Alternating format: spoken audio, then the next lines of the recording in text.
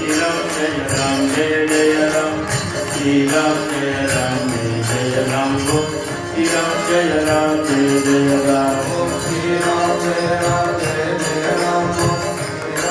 Jaya Jaya Ram Shri Ram Jaya Ram Jaya Jaya Ram Shri Ram Jaya Ram Jaya Jaya Ram Shri Ram Jaya Ram Jaya Jaya Ram Shri Ram Jaya Ram Jaya Jaya Ram Shri Ram Jaya Ram Jaya Jaya Ram Shri Ram Jaya Ram Jaya Jaya Ram Ram Jaya Ram Jaya Jaya Ram Ram Jaya Ram Jaya Jaya Ram Ram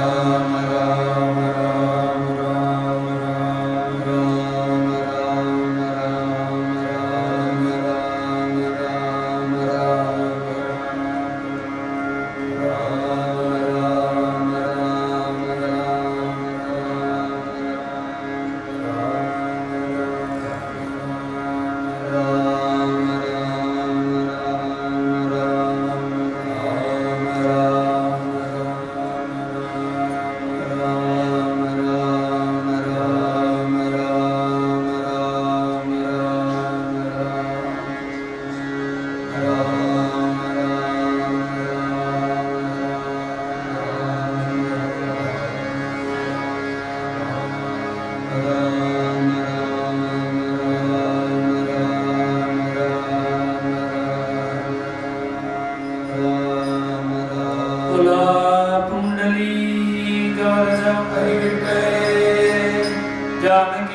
Ram स्मरणं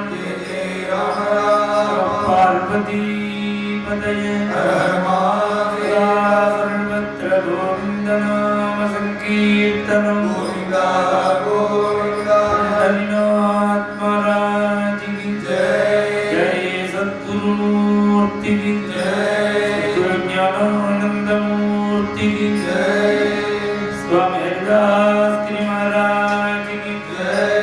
प्रेमिकेंद्र सद्गुरु महाराज की जय। नामदेव तुकाराम महाराज की जय। समस्त भक्त मंडली की जय।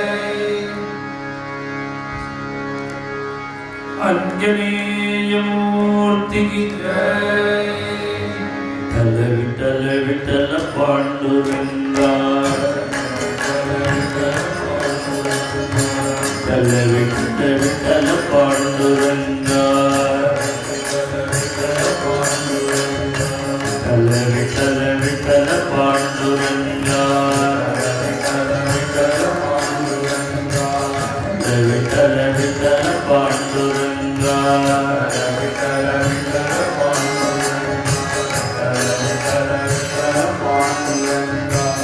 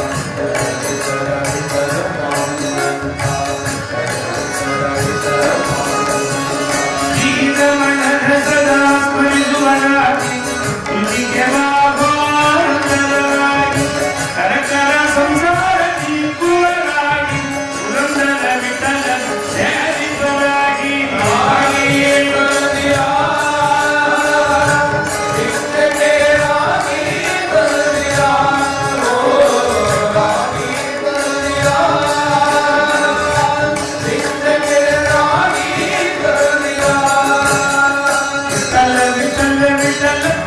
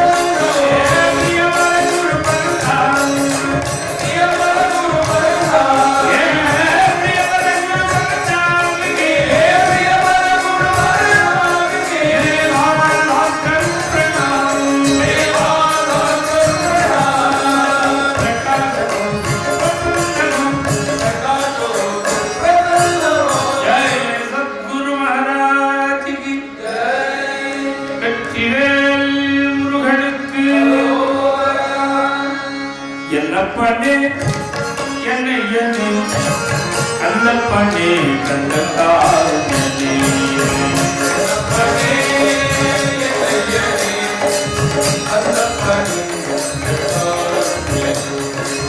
கண்ணப்பனே என்னை எண்ணி கண்ணப்பனே கண்ணத்தாரனே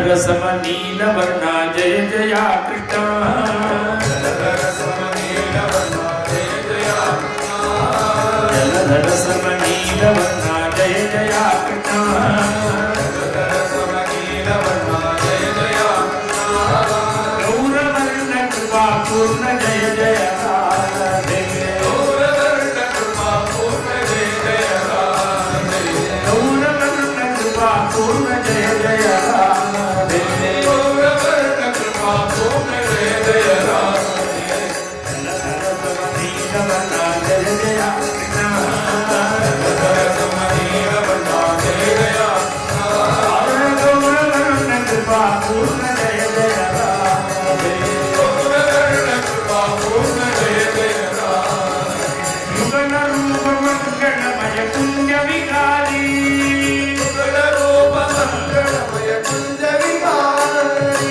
युगल रूप मंगलमय कुंज विहारी युगल रूप मंगलमय कुंज विहारी युगल रूप मंगलमय कुंज विहारी युगल रूप मंगलमय कुंज विहारी रूप मंगलमय कुंज विहारी युगल रूप मंगलमय कुंज विहारी कुंज विहारी कुंज विहारी जय नाथ विहारी उदयाय कृष्ण तिलकमठाना जयागति दुखन तिरकवटाना அழவள்ளியை பாட்டு அழவள்ளியை பாட்டு இந்த ஸ்கூல் புத்தகங்களெல்லாம் குழந்தைகள் பாட்டு காக்கா பாட்டு குருவி அவர் பாடின பாட்டு அவர் பண்ணின பாட்டு குழந்தையாக கமட்டானா ஜயாகதி துக்கன் திரக்கவட்டானா புல்லாங்குழல் மோதியனை மயக்கமட்டானா அவன் புலாங்குழல் ஊதி என்னை மயக்கமாட்டானா ஆடுதலை காட்டிலோட்டினை கமட்டானா ஆமை கல்வை காட்டிலோடினே கமட்டானா கண்களை காட்டிலோட்டினை கமட்டானா ஆடு கல்வை காட்டிலோடினே கமட்டானா அவன் கூடியாடி எங்களையும் நேர்த்தமட்டானா அவள் மூடியாடி எங்களையும் சேர்க்கமாட்டானா ஜலதர சமநீலவர்ணா ஜெய ஜயா ஜலதர சமநீலவர்ணா ஜெய ஜயா கௌரவர்ண கிருபா பூர்ண ஜய ஜய கௌரவர்ண கிருபா பூர்ண ஜய ஆதிசக்தி காட்டி யோகினை கமட்டானா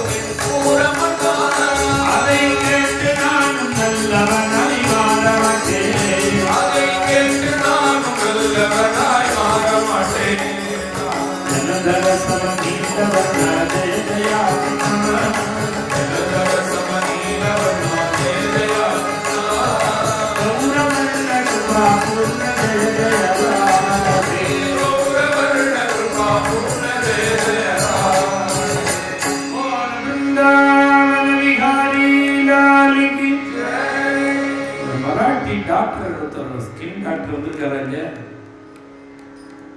மராட்டி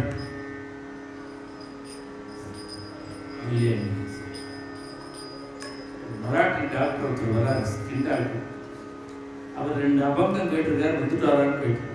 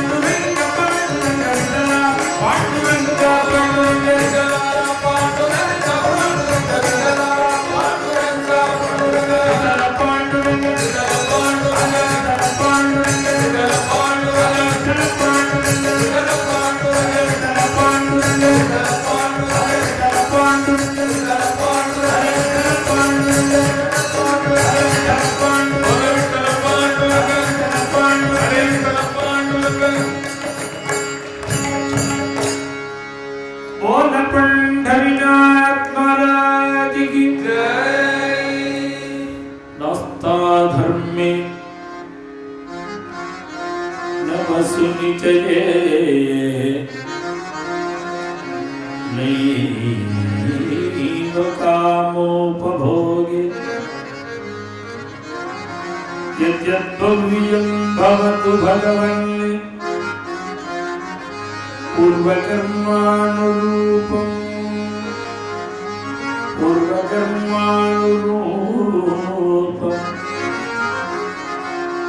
यद्यद्भव्यं भवतु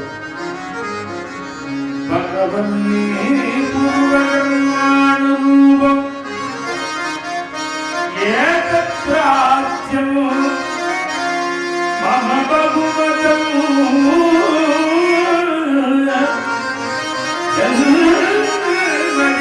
जन्मान्तरेऽपि तत्पदाम्भोरुहैवगता निश्चला भक्तिरस्तु त्वत्पादाम्भोरुहयुगगता निश्चला भक्तिरस्तु குலசேகராழ்வாருடைய முகுந்தமாலைங்கிற ஒரு ஸ்தோத்திரம். இவெல்லாம் முமுட்சுக்களாக பெருமாளை பிரார்த்தனை பண்ற ஸ்லோகம்.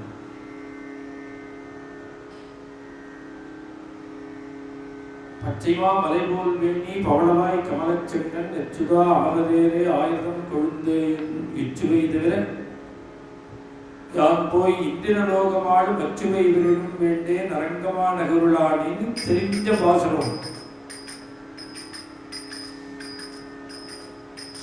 நாமம் அதே அதே மாதிரி ஒரு ஸ்தோத்திரம் நேர்ந்தார் குலசேகரன். ஸ்ரீவல்லபேதி வரதேதி ஹே ஸ்ரீவாசா ஸ்ரீவல்லபா வரதா தயாபரா பக்த பிரியா பவனுட்டன கோவிதா நாதா நாகசேனா ஜெகன்னிவாசா இப்படின்னு எப்போதும் நாமத்தை நான் சொல்லிட்டே இருக்கணும், எனக்கு அனுகிரகம் பண்ணு அப்படின்னு பிரார்த்தனை. இன்னொரு ஸ்லோகத்தில் சொல்ற பகவானை எதுக்கு உபாசிக்கணும்னா தர்மம் அர்த்தம் காமம் மோட்சம். இதுதான் கஜேந்திராழ்வார் கஜேந்திர ஸ்துதியில சொல்ற. யம் தர்ம காமார்த்த விமுக்தி காமாः பதந்த இஷ்டாம் கதிம் ஆப்னுவந்தி. உனக்கு தர்மம் வேணும்னாலும் பகவான் தான் கேட்கும், பணங்காசு வேணும்னாலும் பகவான் தான் கேட்கும், மனசுல உள்ள அபிலாஷைகள் பூர்த்தியாகணும்னாலும் பகவான் தான் கேட்கணும், இல்லை எதுவுமே வேண்டாம் உன் சரணாரவிந்தம் வேணும்னாலும் பகவான் தான் கேட்கணும். தர்மம் வேணும்னா நீ பிரயத்தனப்பட்டதால நடக்காது. நமக்கு தர்மத்துல ருச்சி வரா மாதிரி பகவான் பண்ணுங்கிறாரு. அஸ்தா தர்மே பகவான் உபாசிக்க உபாசிக்கதான் நமக்கு தர்மத்துல புத்தி கொடுப்பான்.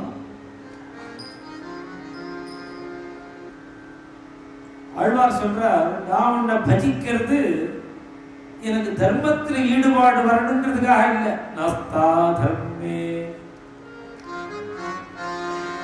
இல்ல பணங்காசு வேணும். பணங்காசு வேணும்னா நீ தப்பு தண்டா பண்ணாலாம் வராது, பகவத் சரணை புரிஞ்சாதான்.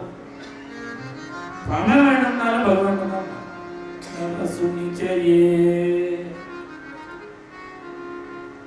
இல்ல மனசுல நிறைய அபிலாஷைகள்லாம் இருக்கு, அதுக்காக நான் பகவானை கூப்பிடுறேனோ, பணம் வேணுங்கிறதுக்காக கூப்பிடுறேனோ, பணத்துக்காக கூடல. தர்மத்துல எனக்கு புத்தி பிரவருத்தி வரணுங்கிறதுக்காக கூப்பிடல, மனசுல உள்ள அபிலாஷைகள்லாம் நிறைவேறணும்னு கூப்பிடல. ஏன் அப்படின்னா யத்யத்பவ்யம் பவது பகவன் பூர்வகர்மானுரூபம்.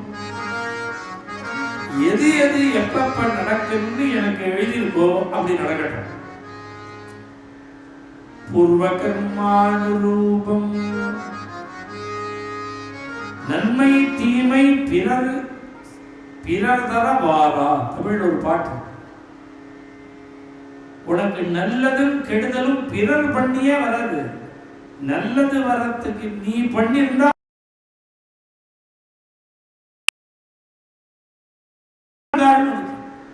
நல்லது வர்றதுக்கு நீதான் காரணம், நமக்கு கஷ்டம் வர்றதுக்கு நாம தான் காரணம். அதை சொல்றார் ஆழ்வார். எது எதுக்கு எனக்கு வரணும்னு இருக்கோ எல்லாம் வரட்டும். எத்யத்பவ்யம் பவது பகவன் பூர்வகர்மானுரூபம். ஏன்னா நான் பாபம் பண்ணும்போது இன்ட்ரெஸ்டா பண்ணிட்டு இன்னைக்கு உன் காலை பிடிச்சிட்டு நான் டபாய்க்கு பார்க்கிறேன். அது கூட பண்ணும்போது இன்ட்ரெஸ்டா தானே பண்ண, அதுக்குள்ள பலனை அனுபவிக்கிறேன். அதுல இருந்து தப்பிக்கிறதுக்காக நான் உங்ககிட்ட வரல. அப்ப ஒண்ணுமே வேண்டாங்கிறியே என்ன எதுக்கு கூப்பிடுங்க அப்படின்னு பெருமாள் கேட்கிறேன். பிரார்த்தியம், என்னோட பிரார்த்தனை ரிக்வெஸ்ட் அது என்னன்னா அது மம பகுமதம்.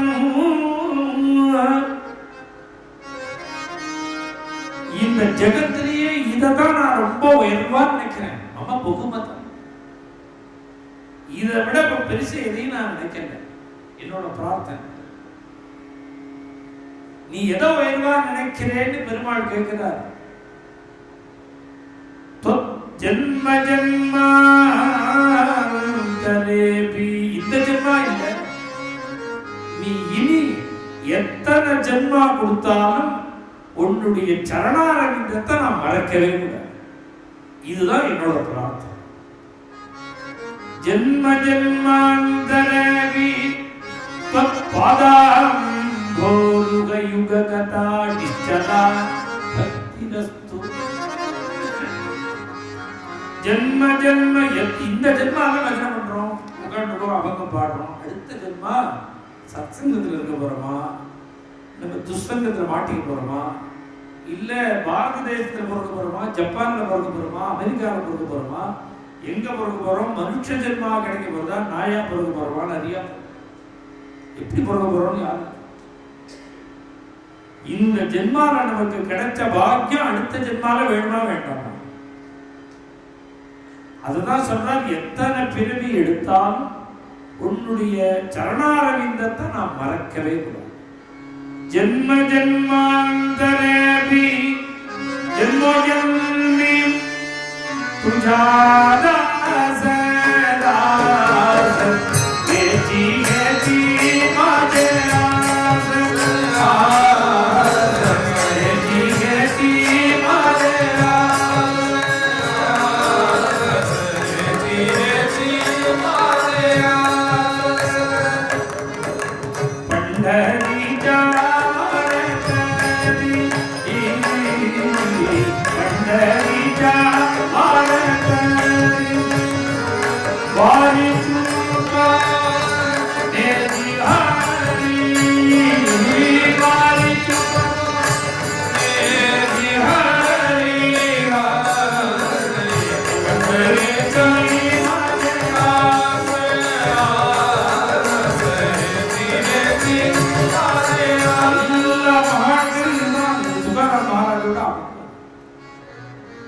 குலசேகராழ்வாருடைய ஒரு ஸ்தோத்திர சொன்னே ஸ்துதி அதேதான் இது. ஜென்ம ஜென்மாந்தரேபி தொத்பாதாம்போருக யுகதா நிச்சலா பக்திரஸ்துன்னார். ஜென்ம ஜென்மி துஜாதாஸ, எத்தனை ஜென்மா எடுத்தாலும் உனக்கு தாசனா. பண்டரிபுரத்துக்கு யாத்திரையா நடந்து போனோம். நான் வாரகரியா வாரகரின்னா இப்ப நடந்து போறது ஒண்ணுதான் வாரகரின்னு நினைச்சிட்டு இருக்க. நம்முடைய தட்சிண பாரதத்துல பாகவத தர்மம்னு பேரு. பாகவத தர்மம்ங்கிறது என்னன்னா, பிரகலாத சுவாமி சொன்னா 9 தான் பாகவத தர்மம். சிரவணம், கீர்த்தனம், ஸ்மரணம், பாதசேவனம், அர்ச்சனம், வந்தனம், தாஸ்யம், சக்கியம், ஆத்மநிலை. இந்த 9க்கு தான் பாகவத தர்மம்னு பேரு நம்ம தட்சிண பாரதம். இந்த நாம எதை பாகவத தர்மம்னு சொல்றோமோ அதே விஷயத்துக்கு தான் மகாராஷ்டிர சம்பிரதாயத்துல வாரகரி சம்பிரதாயம் பேர் தான் வேற. இந்த வாரகரின்னா இதுக்கு 15 விதமான லட்சணங்கள் இருக்கு. வாரகரின்னா என்ன? சும்மா கொடியை கீழே பிடிச்சு நடந்து போறவங்க மாத்திரம் இல்லை. பாரகரின்னா பாரம்னா புனப்புணம், திருப்பி திருப்பி திருப்பி திருப்பி. கரின்னா துக்கின் கரணேங்கிற தாதுல இருந்து வந்தது. கரோதின்னு சொல்ற பாருங்க, அதுல இருந்து வந்தது பதம் தான் கரிங்கிறது.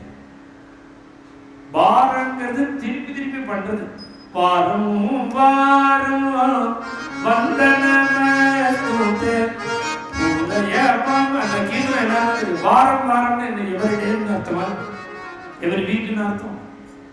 வாரம்னா வீக்க சொல்லல.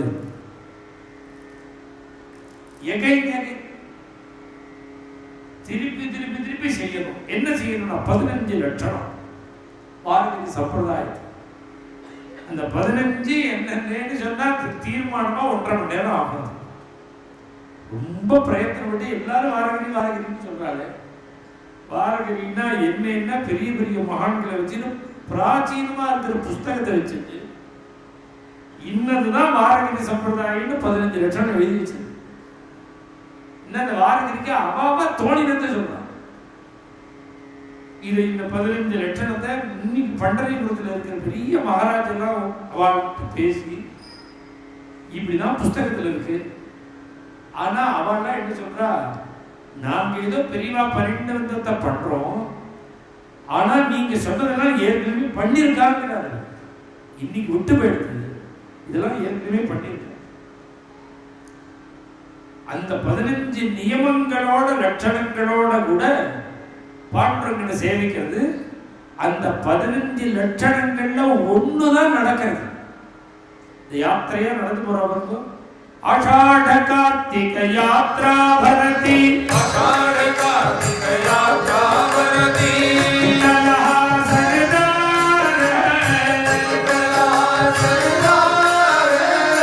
அவங்கெல்லாம் வருது. இந்த வாரகரி யாத்திரை 15 லட்சணத்துல ஒண்ணும், பாக்கி 14 வேலை. இந்த 15 சேர்ந்து வாரகரி. இந்த வாரகரி ஏன் பண்ணணும்? துகாராம் மகாராஜ் சொன்னார், அவர் எனக்கு பிட்சை கொடுக்கிறார். தேவாஹோயின பிகாரி, இந்த பிச்சைக்காரனுக்கு ஒரு பிட்சை போடும். என்ன பிட்சைன்னு? பண்டரீச்சா வாரகரி. பண்டரி வாரகரியாக ஆரத்துக்குள்ள இந்த தர்மத்தை எனக்கு பிட்சை போடும்.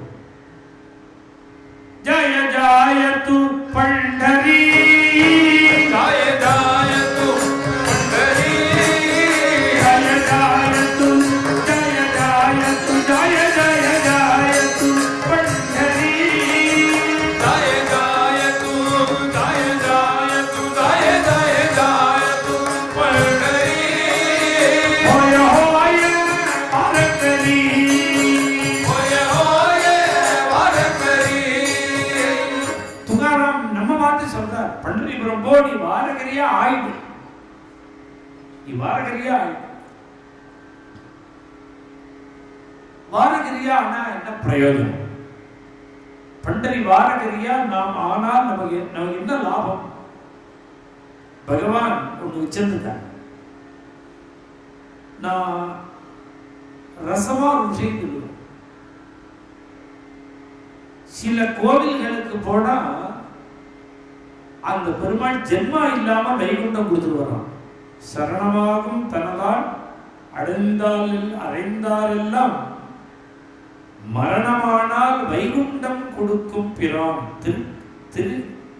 திருக்கண்ணபுரத்தில் இருக்கிற பெருமாள் சௌரிநாதன் பெருமாள். ஒரு தடவை அந்த பெருமாளை சேவிச்சுட்டு வந்துட்டா உடனே வைகுண்டம் இல்ல, மரணமான. என்னைக்கு உயிர் போவோ அன்னைக்கு உனக்கு வைகுண்டம். இது மாதிரி நிறைய இருக்கு கேட்கும். தரிசனம் பண்ணாலே வைகுண்டம். ஆனா எல்லா க்ஷேத்திர மகாத்மியம் சொல்லுமே தவிர மன்னார்குடி ராஜகோபால் இருக்கார் பாருங்க, அவர் சொல்றார் நீ அப்படிலாம் தரிசனம் பண்ணாலே வைகுண்டம்னு சொல்லுவா, அதெல்லாம் நம்பாத. நீ என்ன வந்து மன்னார்குடியில பார்க்கணும், பார்த்தாதான் உனக்கு வைகுண்டம்.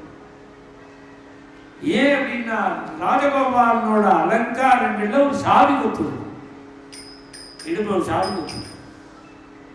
அந்த சாவி கொத்து சாவி என்னன்னா வைகுண்ட சாவியா. நீ மன்னார்குடி வந்து என்ன சேவிச்சேன்னா உனக்கு கதவு திறந்து விடு, இல்லைன்னா உனக்கு வைகுண்டம் கிடையாதுன்னு அந்த பெருமாள் ஒட்டிதான் கோபாலன் தான் வைகுண்ட சாவியை கொண்டு வந்துட்டார் மன்னார். அதுபோல பெருமாள் என்ன தீர்மானம் பண்ணி வச்சிருக்கான், பாண்டுரங்கன்னா வைகுண்டம் எல்லாருக்கும் இலவசமா கொடுக்க கூடாது. யாருக்கு வைகுண்டம், வைகுண்டத்துக்கு யாரு ஃபிட், யார் அதிகாரி. पंढरीचा वारकरी ते अधिकारी मोक्षाचे, पंढरीचा वारकरी ते अधिकारी मोक्षाचे, पंढरीचा वारकरी ते अधिकारी मोक्षाचे, पंढरीचा वारकरी ते अधिकारी मोक्षाचे, पंढरीचा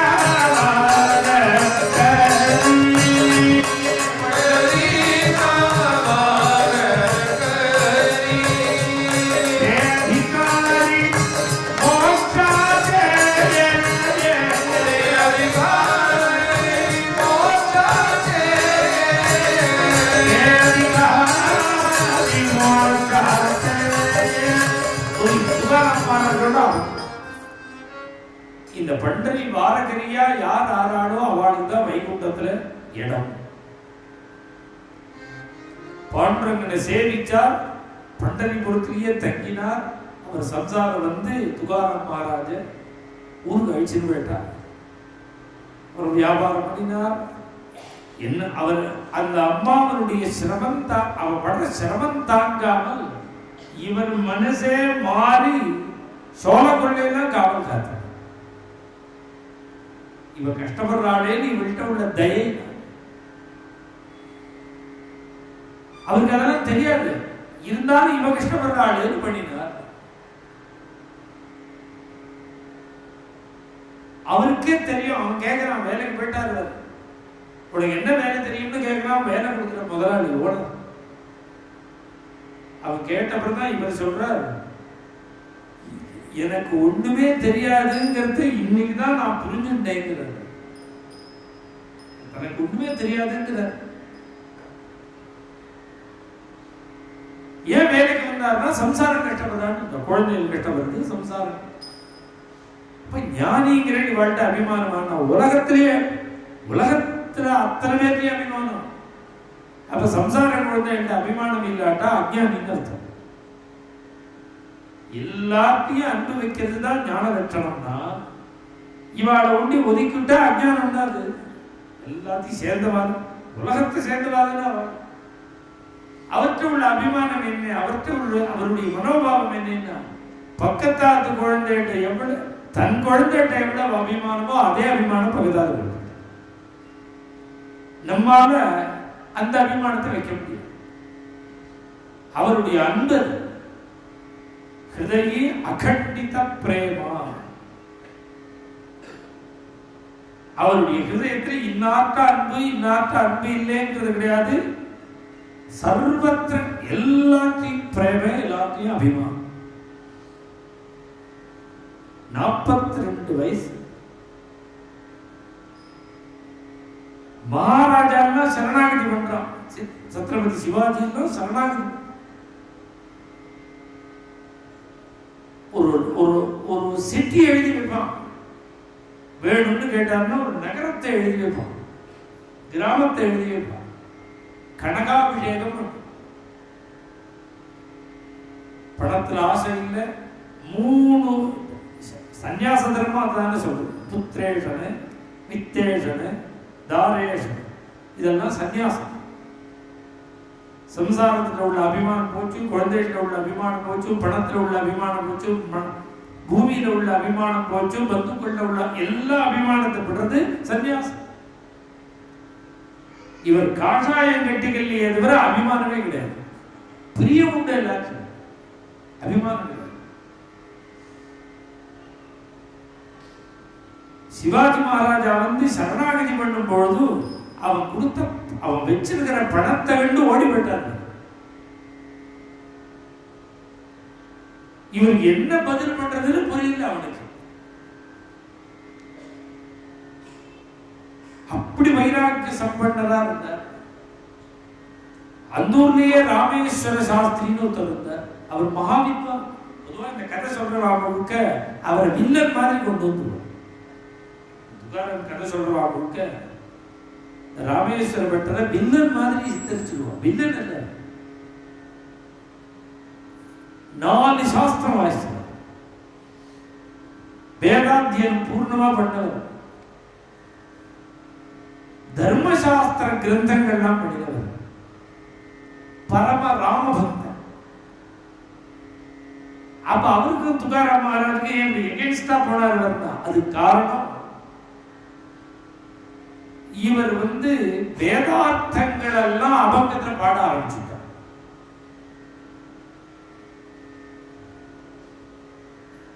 வைதிக தர்மத்துல சிரத்த குறைஞ்சு இந்த தர்மத்துல ருச்சி வர ஆரம்பிச்சு ஜனங்களுக்கு. ஜாதி வித்தியாசம் இல்லாம எல்லாரும் துகாராமலே சேவிக்க. இதெல்லாம் அவரால் சகிச்சுக்க முடியும்.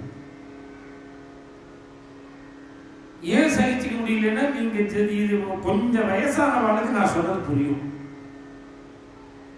முன்னெல்லாம் கிராமத்துல படிக்கும் போது ஸ்கூலுக்கு போயிட்டு வருவா குழந்தைகள்லாம். ஸ்கூலுக்கு போயிட்டு வந்த உடனே வயசான தாத்தா பாட்டி என்ன பண்ணுவா தெரியுமோ, அந்த டிராயர் சட்டையெல்லாம் 2ஆம் வீட்லயே அவுத்து போட்டுட்டு குளிச்சுட்டு வா. ஞாபகம் இருக்காது? ஞாபகம் பெரிய வாக்கு.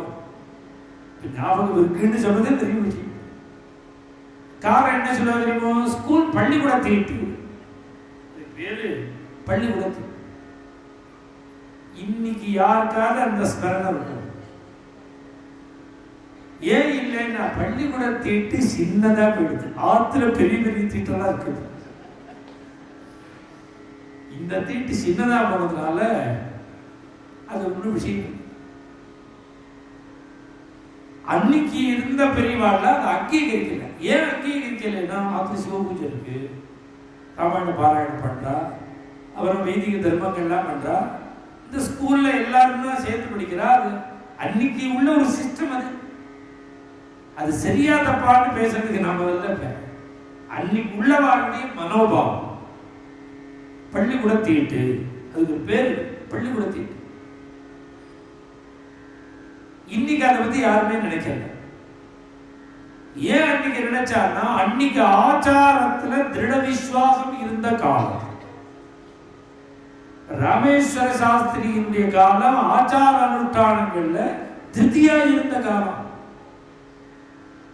அந்த நேரத்துல நம்முடைய வைதிக தர்மத்தை இது கெடுத்துடும்னு அவருக்கு பயம் கொடுத்து. அவ்வளவையே ஒரு 20, 40, 50 வருஷம் முன்னாடி எனக்கு தெரிஞ்ச வாசல்ல உச்சவரத்துக்கு கூட கிண்டல் பண்ண பிராமணெல்லாம் உண்டு. அரைபடி அரிசிக்கிற போலவும் அரைபடி அரிசிக்கு நாமாவளி பண்ணாங்க. உச்சவரத்து எடுத்துட்டு போறாடோ நம்ம பாக்குறதா. மார்கழி மாசம் உச்சவரத்து 30 நாள் உச்சவரத்து எடுத்து உற்சவம் பண்ணி அந்த அரிசியை முழுக்க விநியோகம் பண்ணி ஒரு மாதிரியா பண்ணுவா கிராமங்கள். அது அக்ரஹாரத்துல போகும்பொழுது ஒரு நாஸ்திகன் கிண்டல் இல்லை. அக்ரஹார மாமாவே அப்படியே திண்டல உட்காந்து அரைப்படி அரிசி கீழே போகல அரைப்படி நாம் கேட்டிருக்க. இன்னைக்கு யாராவது பேசுறாங்க அதை பத்தி? இன்னைக்கு யாருமே அதை பத்தி பேசுறது. உஞ்சவரத்துக்கு வரான்னா பிரதர்ஷனம் பண்றா, நமஸ்காரம் பண்றா. அந்த ட்ரெண்ட் மாறி போயிடுது. அன்னைக்கே அப்படி இருந்ததுன்னா அவா எல்லாருக்கும் இது மாதிரி கோவிந்தா கோபாலன்னு கூத்தடிச்சு நம்ம தர்மத்தை விட்டுடுவோம்னு பயம் கொடுத்து. தர்மத்துக்கு ஹானி வருவோம், அந்த தர்மத்துக்கு ஹானி வருமோன்னு அவர் நேர அட்டாக் பண்ணி பார்த்தார். ராஜாங்க உத்தரவோட அட்டாக் பண்ணினார். கிராமாதிகாரியை வச்சுட்டு அவங்கத்தை முழுக்க அந்த இந்திராணி நிதியில போட வச்சார். இதெல்லாம் பண்ணினார். இதை ஒழிச்சிடும். 13 நாள் அபங்கம் இல்லாம அழகார் துகாராம் மகாராஜ். 13 நாள் பெத்த குழந்தைய யாராவது நதியில் போடுவாளா? கோடிக்கணக்காக எழுதின அபங்கத்தெல்லாம் நதியில போட்டுவிட்டு அழகா எலிகா துமாயமா பண்டரீச்சரா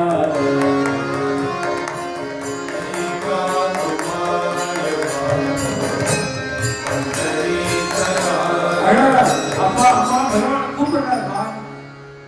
13 நாள் அழுதார். 13ஆம் நாள் கழிச்சு 13வது நாள் அந்த இந்திராயணி நதி தேவதையே அந்த அபங்க மூட்டையை கொண்டு துகாராம் மகாராஜுக்கு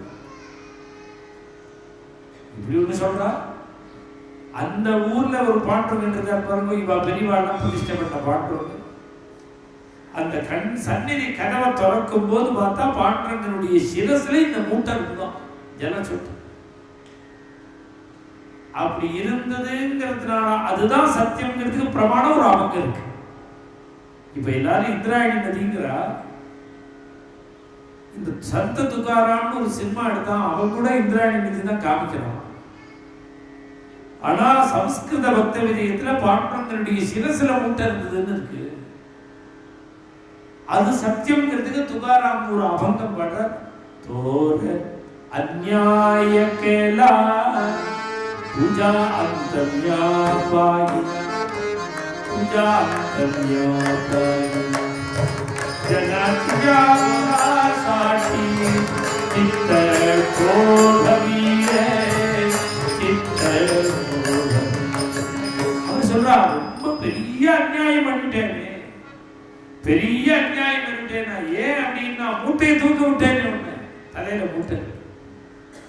உன்னோட எல்லையை பார்த்துட்டேன். துஜா அந்தம்யா பாகிலா, உன்னோட முடிவை எல்லையை பார்த்தேன். என்ன முடிவுன்னா பக்தவத்சலன்னா எப்படி இருப்பான்? பக்தாளுக்கா மூட்டையை தூக்கி நிற்கிறேன்.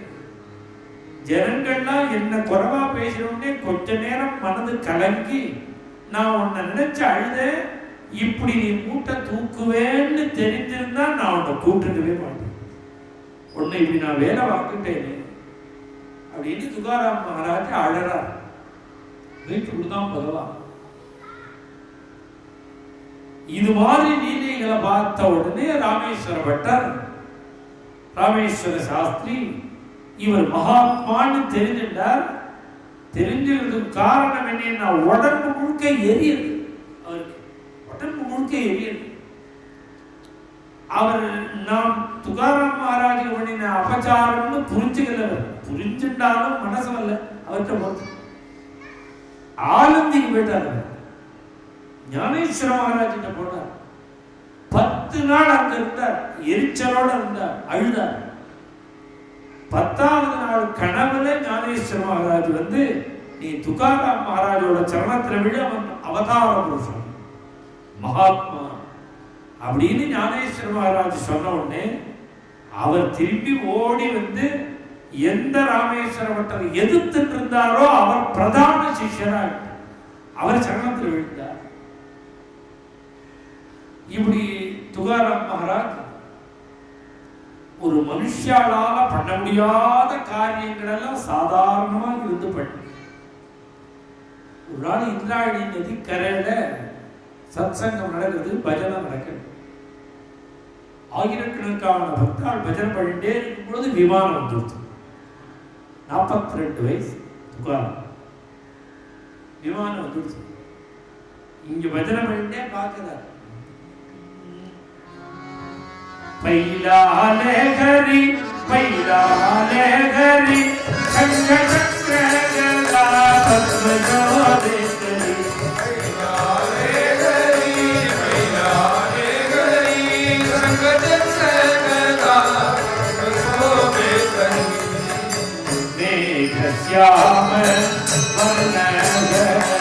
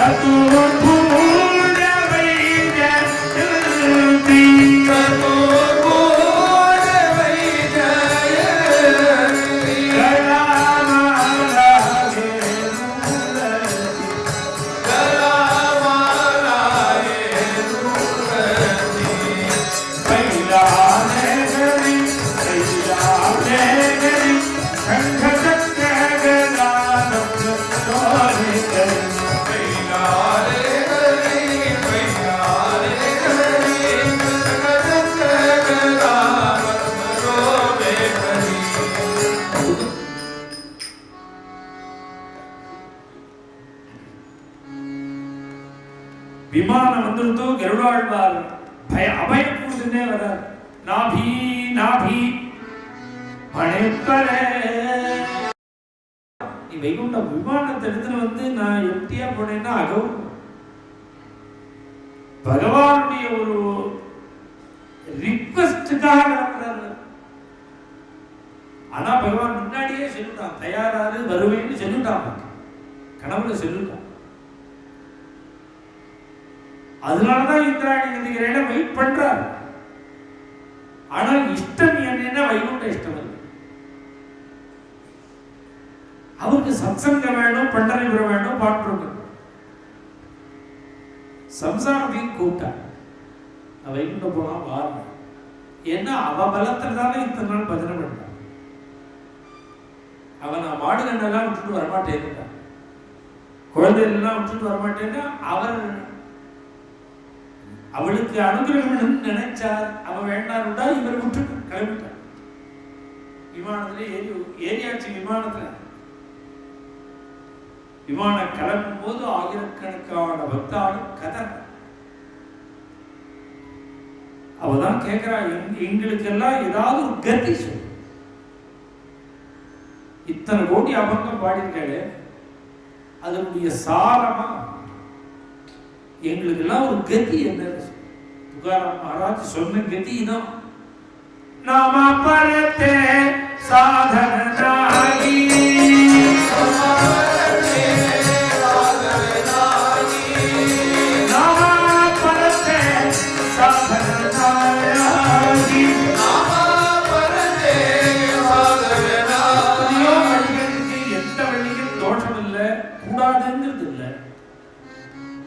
எந்த வழியில போனாலும் பகவான் அடைஞ்சிட முடியும். ஆனால் எல்லாருக்குமான வழி பகவான் தான். இன்னார் சொல்லலாம், இன்னார் சொல்லக்கூடாதுங்கிற நியமம் இல்லாமல் கிம் ஜபன் உச்சதே ஜந்து. ஆதிசங்கர பகவத் பாதாச்சாரியார் வியாசாச்சாரியார் சாஸ்திராமத்தில் சொல்றார், கிம் ஜபன் உச்சதே ஜந்து. இந்த பொம்மநாட்டிலாம் சாஸ்திராமம் சொல்லலாமா வேண்டாமான்னு இதெல்லாமோ கான்ட்ரவர்சியெல்லாம் இருக்கே. இந்த ஸ்லோகம் தான் பிரமாணம். யாருக்கெல்லாம் ஜனன தர்ம பிறப்பு உரிமை இருக்கோ அவள்லாம் சாஸ்திராமம் சொல்றதுக்கு ஃபிட். கிஞ்சபன் உச்சதே ஜந்து. ஜந்துன்னா என்ன? ஜனன தர்மா. ஜந்துன்னா நம்ம புழு பூச்சியை நினைக்கிறோம். நாமும் ஜந்து தான், நாமும் ஜந்து தான், பசுவும் ஜந்து தான். ஏன் ஜந்துங்கிற பேர் வந்ததுன்னா ஜனன தர்மம், பிறப்புங்கிற ஒரு உரிமை வந்தா ஜந்து. அதனால எல்லாருக்கும் ஒரே சாதனம், எல்லாரும் பண்ண முடிஞ்ச சாதனம். இப்படி துகாராம் மகாராஜ் பகவன் நாமத்தையே நமக்கெல்லாம் அனுகிரகம் பண்ணிட்டு கிளம்பினார்.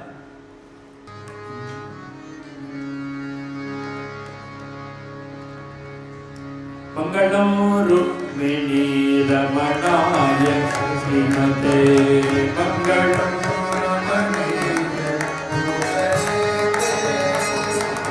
மங்களம்